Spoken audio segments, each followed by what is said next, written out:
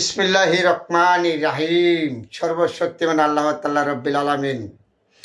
বাংলাদেশ গণপ্রজাতন্ত্রী বাংলাদেশ সরকার তারেক রহমান সাহেবকে জানাচ্ছি আন্তরিক অভিনন্দন, শুভেচ্ছা, ভালোবাসা। একজন মানবিক সরকার আমরা বাংলাদেশে পেয়েছি। যেমন কেমনে পেয়েছি, তার বাবা ছিল একজন স্বাধীনতা ঘোষক, এ দেশের জন্য সংগ্রাম করে গেছে তার বাবা। তার মা ছিল এই গণতন্ত্রের জন্য সারা জীবন সংগ্রাম করে গেছে। মৃত্যুর পরে বেগম জিয়াকে শুধু বাংলাদেশের দলমত নির্বিশেষে না, অল বিশ্বে বেগম জিয়াকে সম্মান জানাচ্ছে। আমার পক্ষ থেকে বেগম জিয়ার প্রতি আন্তরিক অভিনন্দন, শুভেচ্ছা, ভালোবাসা। আল্লাহ যেন ওনাকে বেহেশতে নসিব করে।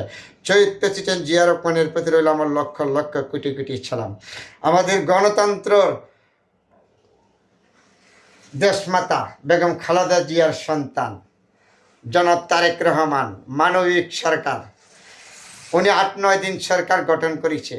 ওনার চলতি রাস্তাঘাটে ওনার মানবতা দেখে মানুষের মনে আস্থা বাড়িয়ে গেছে। কেন মানবিক সরকার আসেনে বাংলাদেশে গণপ্রজাতন্ত্রী বাংলাদেশ সরকার নিরাপত্তা লাগে 8টা 10টা 20টা গাড়ি রাস্তায় বেরায়। সিঙ্গেল মানে না, প্রধানমন্ত্রী আসতেছে যাইতেছে, প্রধানমন্ত্রীর গাড়ি আগে যাইতে হবে। তারেক রহমান একলা যায়, সিঙ্গেলে পড়ে থাকে, 10 জনের সাথে মানবিকভাবে চলে। তার নাম হলো মানবিক সরকার, তারেক রহমান সরকার। ওনার মন্ত্রী পরিষদে যে মন্ত্রী পরিষদ গঠন করেছে মানবিক মানুষ দেয়া করেছে, সৎ মানুষ। যেমন মন্ত্রী পরিষদে যারা আসছে সবাই সৎ মানুষ, ভালো মানুষ। দেশ পরিচালনার লাইন ওনার দলের থেকে যদি কেউ অপরাধ করে থাকে তাকে ছাড় দিছে না, শুধু বহিষ্কার নয়, আইনের আওতায় দিয়ে দিছে। ওটার নাম মানবিক সরকার। তবে জিনিসপত্র যে দাম সিন্ডিকেট করে দিয়ে গেছে আগের সরকার, এই সরকারকে দুইশা লাভ নাই। এই সরকার 8-9 দিন আসছে, সরকার আপ্রাণ চেষ্টা করতেছে জনগণের সেবা করার জন্য। কিন্তু আমাদের ধৈর্য থাকতে হবে। ধৈর্য থাকলে আশা অবশ্য তারেক রহমান সরকার বাংলাদেশ যা করে জনগণের জন্য করবে।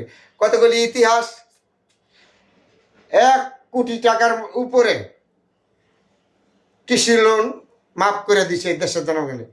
যে নির্বাচনের আগে তারেক রহমান ওদের দিয়েছে ফ্যামিলি কার্ড, ঠিক ফ্যামিলি কার্ড হাতে হাতে পৌঁছায় দিবে। 10 তারিখে তারেক রহমান সর্বপ্রথম বগুড়া যাইয়া উদ্বোধন করবে। তারপরে দেশে কৃষকদের 10,000 টাকা মতো ঋণ মাফ করে দিব, অবশ্যই মাফ করে দিছে। এই দেশের স্বাস্থ্য খাত উন্নত করবে, শিখে করতেছে। এই দেশের সুশাসন আইন শৃঙ্খলা যেভাবে ভেঙে গেছিল 5 আগস্টের পরে, তারেক রহমান সরকার আসার পরে দিছে না। কোথায় এখনো রাস্তায় আন্দোলন যা আছে কন্ট্রোল পাবে। এরপরে তারেক জিয়ার উদাহরণ, বিরোধী দল থাকবে, সমালোচনা থাকবে, কথা বলবে, এটাই স্বাভাবিক। গেছে কালকা জামায়াত ইসলামের একটা ইচ্ছার মাহফিলে মাননীয় প্রধানমন্ত্রী যেইভাবে জামায়াতের আমিরের সাথে বসছে, এটা একটা মানবিকতা, দেশের জন্য ভালোবাসা। এই তারেক রহমানের কাছে পাওয়া গেছে না। অবশ্যই আপনারা ধৈর্য ধরবেন, ধৈর্য থাকবেন, একটু ধৈর্য সময় দেন সরকাররা।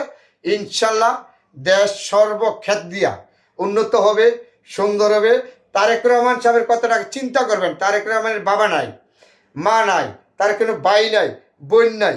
এই দেশে লুটপাট করা তারেক রহমানের প্রয়োজন নাই। এই দেশের সেবা করার জন্য তারেক রহমান আসছে। হয়তো আপনারা সমালোচনা করবেন, আপনি ভালোটা ভালো বলবেন, খারাপটা খারাপ বলবেন, কোনো সমস্যা নাই।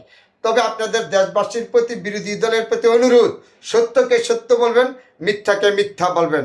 এমন মিথ্যা সত্যকে গুজব ছড়াবেন না। একজন সরকার সবার সরকার, বিরোধী দলের সরকার, হিন্দু বৌদ্ধ খ্রিস্টান মুসলিম সবার সরকার, বাংলাদেশের সরকার। তাকে একটু সময় দেন, ধৈর্য ধরার। 17 মাস এক সরকার চালিয়ে গেছে, 17 বছর এক সরকার চালিয়ে গেছে, এত মতো 9-10 দিন হয়েছে আসছে। তাহলে তাকে একটু সময় না দিলে আপনারা বুঝতে পারবেন না দেশ ভালো চলে না খারাপ চলে। অবশ্যই আপনারা জেনে রাখবেন তারেক রহমানের সরকার দেশ ভালো চালাবে, এটা আমার বিশ্বাস। আমি সাধারণ নাগরিক হিসাবে কথা বলেছি। তবে দেশবাসীর প্রতি আমার আহ্বান, একটু ধৈর্য ধরেন। তারেক রহমানের সরকার দেশ সুন্দর চালাবে।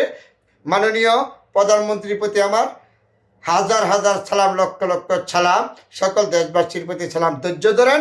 মাননীয় প্রধানমন্ত্রীর দিকে আপনারা একটু আস্থা রাখেন। অবশ্যই মাননীয় প্রধানমন্ত্রী এই দেশ সুন্দরভাবে চালাবে, আইন শৃঙ্খলা সুশাসন সম্পন্ন সুন্দরভাবে চলবে। আপনাদের সহযোগিতা লাগবে।